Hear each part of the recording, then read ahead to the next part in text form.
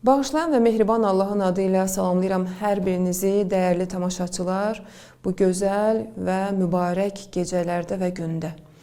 Allah Taala inşallah ki, oruc namazlarınızı qəbul etsin və qarşıda gələn Qədr axşamlarında inşallah ki, sizin üçün ən xeyirli şeyləri həyatınıza qeyd etsin və yazsın. Bugün biz inşallah ki Ramazan ayının 14-cü günündə məhz Quranın 14-cü cüzündən olan Nəhl surəsi ayə 90 ilə sizin xidmətinizdəyik. Bu ayədə də məhz elə bu aya uyğun olan, bu ayın əməllərinin sırasında olan, dualarında təkid olunan şeylərə diqqət yetirilibdir. Yəni daha çox vurğulanıb bu məsələlər. Nəhl surəsi ayə 90-da Allah Taala belə buyurulur. Euzu billahi mineşşeytanirracim. Bismillahirrahmanirrahim. İnnallaha ya'muru bil adl vel ihsani ve ita'i zil qurba. Şübhəsiz ki, Allah ədalətli olmağı, yaxşılıq etməyi və qohumlara haqqını verməyi əmr edir. Bu gözəl ayədə Allah Taala yenə bir daha bizə yaxşı işlər barəsində sifariş edir və əmr edir. Və şübhəsiz ki, birinci növbədə ədalət, ikinci növbədə ehsan və üçüncü növbədə isə qohumlara bəxşiş etmək, qohumlara xidmət göstərmək barədə vurğulanır. Baxın, bir çox insanlar ola bilər ki, yaxşılıq da edirlər, qohumlara da yaxşılıq edirlər, ehsan edirlər, ədalətə riayət etməyə çalışırlar, amma ki, bəzən bunu minnət vuraraq aradan qaldırırlar. Və yaxud da özlərinə vəzifə kimi yox, sanki başqalarına etdikləri lütf kimi başa düşürlər. Halbuki bu Quran ayəsinə əsasən ədalətə riayət etmək, yaxşılıq etmək, yaxınlara xüsusi məhəbbət göstərmək bizim vəzifəmiz kimi təyin olunur. Yəni Allah Taala bunu bizə vəzifə kimi təyin edir. Nəinki biz yaxşılıq edəndə belə hiss edək ki, biz insanlara lütf etmişik. Haqları deyil idi, amma biz onlara lütf etmişik. Və gələk birinci ədalət məsələsinə. Ədalətdən danışılan zaman bəzən insanlar belə başa düşür ki, sadəcə və sadəcə məhkəmələrdə ədalət icra olunmalıdır. Halbuki ədalət elə bir işdir ki, ümumiyyətlə İslamda hər bir sahədə ədalətə riayət olunmağa, etməyə təkid olunubdur, sifariş edilibdir. Baxın, adicə hər hansı bir məsələdə növbədə gözləmək məsələsi və yaxud bir-birinin haqqında danışan zaman diqqətli olmaq və yaxud da insanlar barəsində rahat qəzavət etməmək məsələsi. Bunlar hamısı ədalətin sırasındadır.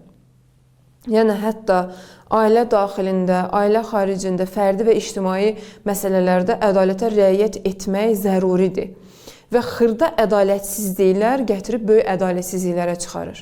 Biz belə başa düşməyək ki, sadəcə padişahlar, hakimlər, hansısa şəxslər zülmlə məşğul olur.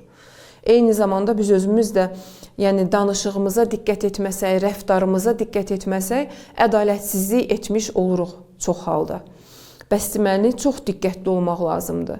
Mən hansı rəftarı, hansı əməli, hansı sözü, nə üçün edirəm, nə üçün deyirəm, bütün bunlara diqqət etmək lazımdır ki, ədalətə riayət olunsun. Və ikinci növbədə isə Allah Taala bizi yaxşılığa əmr eləyir. Yəni, hər hansı bir yaxşılıq.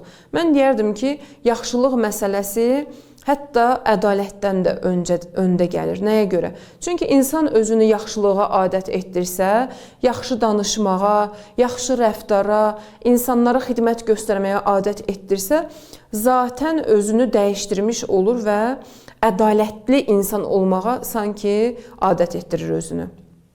Və üçüncü nöqtə qohumlara bəxşiş etmək. Yəni, qohumlara davamlı xidmət göstərmək, qohumların hal-əhvalını tutmaq, onların xidmətində durmaq. Bəzən biz elə bilirik ki, sadəcə qohumlar bizə qarşı vəzifəlidir. Yəni, onların vəzifəsi var bizə nisbətdə.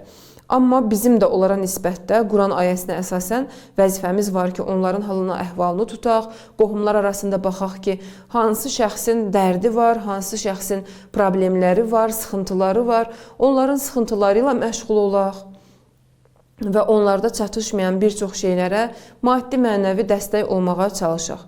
Deməli, ədalətə riayət, yaxşılığa adət etmək və yaxınlara xüsusi məhəbbət göstərmək.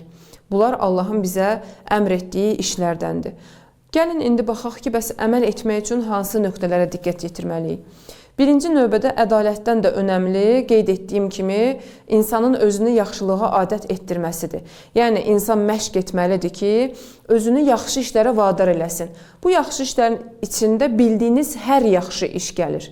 Yəni, yaxşı danışıq, yaxşı baxış, yaxşı düşüncə, yaxşı rəftar, bunlar hamısı yaxşı işlərin sırasında gəlir. İkinci növbədə, məsələn, hər hansı bir siyahı tutaq. Baxaq görək qohumlarımızın arasında kim daha çox ehtiyaclıdır? Məhəbbətə ehtiyaclı, diqqətə ehtiyaclı, mənəvi dəstəyə ehtiyaclı, maddi dəstəyə ehtiyaclı şəxslər kimlərdir? Bəlkə hansısa qohumumuzun övladı yoxdur, ya varsa salih övladı yoxdur. Onun əvəzində biz ona dəstək olaq, kömək olaq. Bəlkə hansısa qohumumuzun maddi cəhətdən çatışmamazlıqları var, xəbər tutaq onlardan. Qohumların ziyarətinə ehtiyacı var və bilin ki, ümumiyyətlə hədislərdə də məhz silə-i rəhm, yəni qohumları ziyarət, qohumları yoxlamaq çox sifariş olunubdur ki, insanın ömrünün artmasına, düyünlərin açılmasına səbəb olur. Yəni həyatımızdakı hansısa düyünlərin açılmasına səbəb olur. Bəs siyahı tutaq, görək ki, hansı qohumlarımız gec-gec yoxlamışıq, hansı qohumlarımızın daha çox ehtiyacı var, istər maddi, istər mənəvi cəhətdən. Bəs onlara baş çəkək və onlara dəstək olaq. Üçüncü nöqtədə isə qərar verəndə həmişə özümüzü qarşı tərəfin yerinə qoyaq. Yəni qəzavət edəndə, danışanda, onlar haqqında hökm verəndə özümüzü o şəxsin yerinə qoyaq. Və qarşı tərəfin yerinə qoyduqdan sonra sözsüz ki, rahat şəkildə ədalətsizlik edə bilməyəcəyik. Ədalətsizlik etməyəcəyik sözsüz ki. Çünki özümüz bizə nisbətdə olunan ədalətsizlikləri sevmirik, nifrət edirik və qəbul da etmirik. Bəs deməli, insanlar haqqında da sırf özümüzün haqqında necə istəyiriksə, o cür rəftar etməyə çalışaq. O zaman cəmiyyətdə ədalətsizlik də baş verməz və yaxşı işlər daha çox yayılar və daha çox insanlar bu yöndə özlərini inkişaf etdirmiş olarlar. İnşallah ki, bu gözəl ayda çalışaq ki, ədalətə riayət edək, özümüzü yaxşılıqlara adət etdirək və qohumlarımıza xüsusi qayğı və məhəbbət göstərək. Allah Taala sizi hifz etsin. İnşallah ki, gələn günlərdə görüşmək ümidi ilə sağ olun, salamat qalın.